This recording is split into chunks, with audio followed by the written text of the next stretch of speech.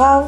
చింతలు, చిరాకులు ఎప్పుడు వస్తూనే ఉంటాయి. కానీ ఈ చింతకూర మాత్రం ఎప్పుడు దొరకదు. దొరికినప్పుడే వండేసుకోవాలి. రొయ్యలు, చింత చిగురు వండాను. చాలా అంటే చాలా బాగుంది. ఒకసారి ట్రై చేయండి. మళ్ళీ మళ్ళీ వండుకుంటారు. అంత బాగుంటుంది. ముందుగా చింత చిగురిని వాష్ చేసుకుని పక్కన పెట్టుకోవాలి. తర్వాత పచ్చి రొయ్యలను శుభ్రం చేసుకుని అందులోనే పసుపు, ఉప్పు వేసుకుని బాగా కలుపుకోవాలి.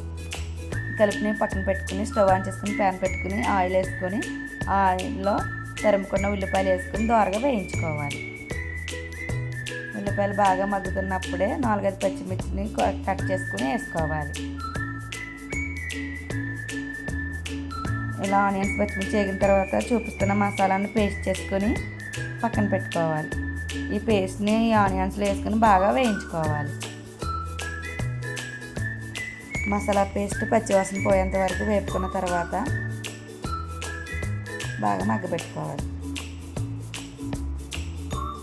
మసాలాను బాగా వేయించుకోవాలి. మసాలా వేపడంలోనే కూర టేస్ట్ ఉంటుంది.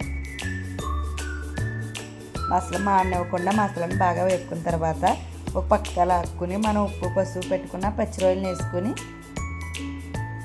వేపుకోవాలి.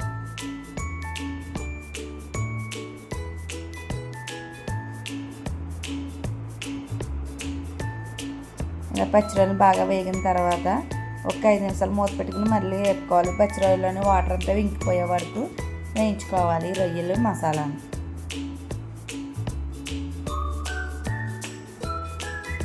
ఇది వేగిన తర్వాత అందులోనే ఉప్పు పసుపు కారం వేసుకొని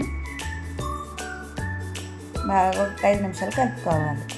రొయ్యలకి ఉప్పు కారం పసుపు బాగా పట్టేలాగా. రొయ్యలు బాగా వేగిన తర్వాత మనం వాష్ చేసుకుని పక్కన పెట్టుకున్న చింతకూరని కూడా వేసుకోవాలి. చింతాకుని వేసి బాగా కలుపుకోవాలి. ఒక 5 నిమిషాలు కలుపుకుంటూ ఉండాలి. రొయ్యలకి చింత చిగురు బాగా పట్టే వరకు కలుపుకున్న తర్వాత అందులోనే కూరకు సరిపడినన్ని వాటర్ వేసుకోవాలి.